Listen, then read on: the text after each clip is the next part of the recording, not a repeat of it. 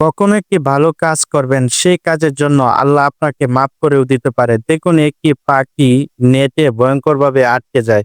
তারপরে একটি পরোপকারী লোক এসে কিভাবে পাখিটাকে উদ্ধার করলো আর নেটগুলা টেনে টেনে খুলতাছে। দেখুন ভাই, অনেক ভাই পরোপকারী, অনেক ভাই দেখুন সে কিভাবে পাখিটার উপকার করলো।